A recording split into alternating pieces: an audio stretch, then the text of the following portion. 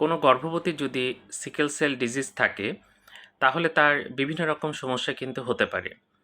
প্রথমত হচ্ছে অ্যাবর্শন হয়ে যেতে পারে বাচ্চা।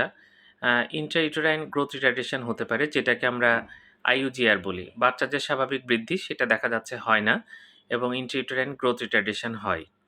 এছাড়া দেখা যাচ্ছে প্রি-এক্লাম্পসিয়া হওয়ার চান্স কিন্তু অনেক বেড়ে যায়। অর্থাৎ মায়ের যদি সিকেল সেল ডিজিজ থাকে, সেখান থেকে প্রি-এক্লাম্পসিয়া হয় এবং আমরা জানি প্রি-এক্লাম্পসিয়া থেকে এক্লাম্পসিয়া হয়ে বহু গর্ভবতী কিন্তু আমাদের দেশে মারা যায়। এরপরে হচ্ছে বাচ্চা হয়ে যাওয়ার পরে কিন্তু ইনফেকশন হওয়ার চান্স অনেক বেশি থাকে।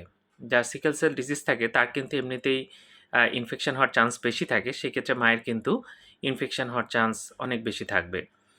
এছাড়া দেখা যাচ্ছে যে বাচ্চার মৃত্যুর সম্ভাবনা কিন্তু অনেক বেড়ে যায়। মায়ের যদি সিকেল সেল ডিজিজ থাকে, অনেক সময় দেখা যাচ্ছে মৃত বাচ্চা প্রসব করছে, এরকমও কিন্তু দেখা যায়। তাই সিকেল সেল ডিজিজ থাকলে একজন রক্তরোগ বিশেষজ্ঞের পরামর্শের মধ্যে আপনি থাকবেন এবং বাচ্চা নেওয়ার আগে অবশ্যই একজন রক্তরোগ বিশেষজ্ঞের সাথে পরামর্শ করবেন। ধন্যবাদ সবাইকে।